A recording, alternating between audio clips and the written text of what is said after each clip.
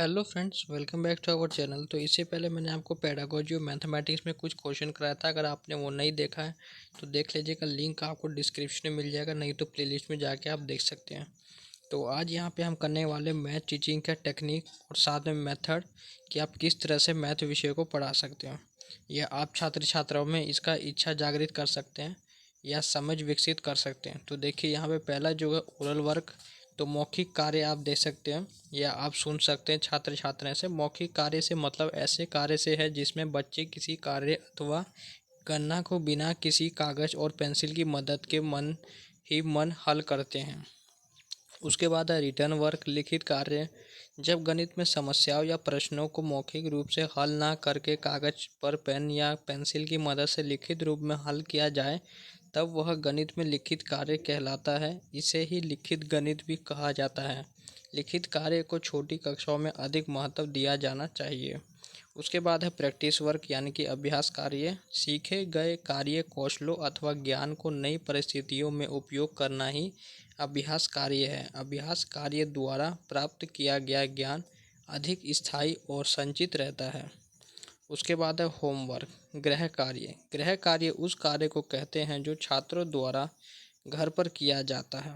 और उसके बाद है सरप्राइज स्टडी यानी कि पर्यवेक्षक अध्ययन, सॉरी सरप्राइज नहीं, सुपरवाइज स्टडी है। अध्यापक की पूर्ण देखरेख या पर्यवेक्षण में विद्यार्थियों द्वारा किए जाने वाला अध्ययन या कार्य पर्यवेक्षक अध्ययन कहते हैं। विद्यार्थी अलग अलग व्यक्तिगत रूप से या समूह बनाकर जैसा चाहे अपना अध्ययन कर सकता है। उसकी पूरी निगरानी अथवा देखरेख अध्यापकों को करनी पड़ती है। उसके बाद है मैथ टीचिंग मेथड, गणित शिक्षण विधि। तो पहला है इंडक्टिव मेथड, आगमन विधि यानी कि उदाहरण से नियम की ओर। तो इस विधि में प्रत्यक्ष अनुभवों, उदाहरणों तथा प्रयोगों का अध्ययन कर नियम निकाले जाते हैं तथा ज्ञात तथ्यों के आधार पर उचित सूझबूझ से निर्णय लिया जाता है। इसमें शिक्षक छात्रों को अध्ययन प्रत्यक्ष से प्रमाण की ओर, स्थूल से सूक्ष्म की ओर, विशिष्ट से सामान्य की ओर करवाते हैं।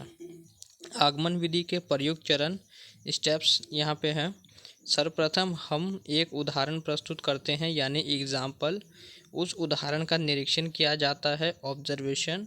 उस उदाहरण के आधार पर एक नियम बनाया जाता है जिसे सामान्यीकरण कहा जाता है यानी जनरलाइजेशन। उस सामान्य नियम का परीक्षण करके उसका सत्यापन किया जाता है यानी टेस्टिंग एंड वेरिफिकेशन। उसके बाद इसके गुण हैं। एक वैज्ञानिक विधि है जिससे बालकों में नवीन ज्ञान को खोजने का मौका उपलब्ध कराता है। ज्ञात से अज्ञात की ओर, सरल से जटिल की ओर चलकर बालकों से मूल उदाहरणों से सामान्य नियम निकलवाए जाते हैं, जिससे बालकों में जिज्ञासा बनी रहती है।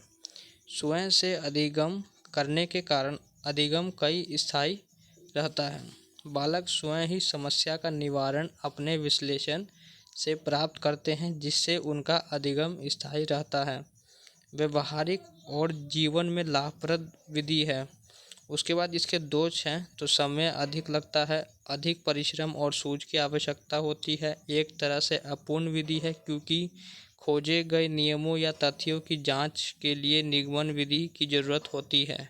बालक यदि किसी अशुद्ध नियम की प्राप्ति कर ले तो उसे सत्य को प्राप्त करने में अधिक श्रम व समय की ज़रूरत होती है। उसके बाद है निगमन विधि यानी डिडक्टिव मेथड, नियम से उदाहरण की ओर।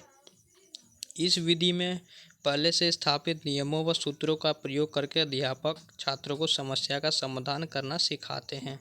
नियम से उदाहरण की ओर, सामान्य से विशिष्ट की ओर, सूक्ष्म से स्थूल की ओर एवं प्रमाण से प्रत्यक्ष की ओर चलती है।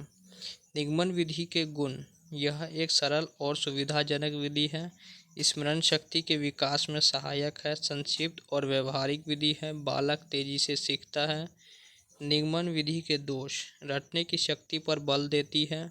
निजी विश्लेषण क्षमता का प्रयोग न करने के कारण मानसिक विकास और कल्पना शक्ति का विकास बाधित होता है। रटा हुआ ज्ञान स्थायी नहीं रह पाता है। छोटी कक्षाओं के लिए सर्वथा अनुपयुक्त विधि होता है। रटा हुआ ज्ञान स्थायी नहीं रह पाता है, छोटी कक्षाओं के लिए सर्वथा अनुपयुक्त विधि। उसके बाद है एनालिटिकल मेथड, विश्लेषण विधि।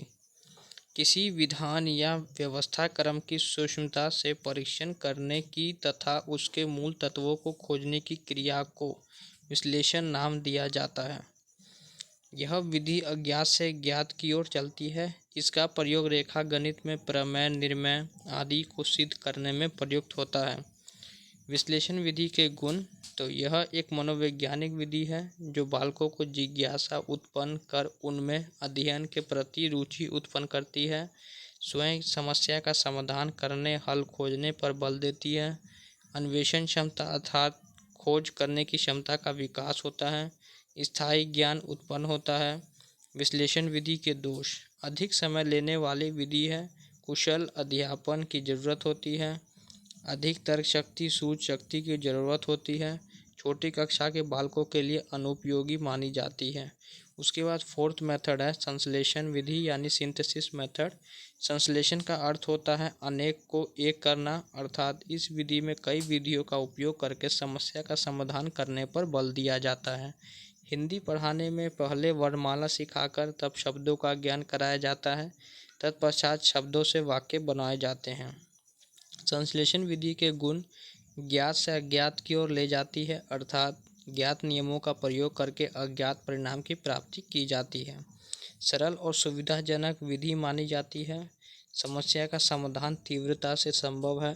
स्मरण शक्ति के विकास में सहयोग करती है। ज़्यादातर गणितीय समस्याओं का समाधान इसी विधि के उपयोग से किया जाता है।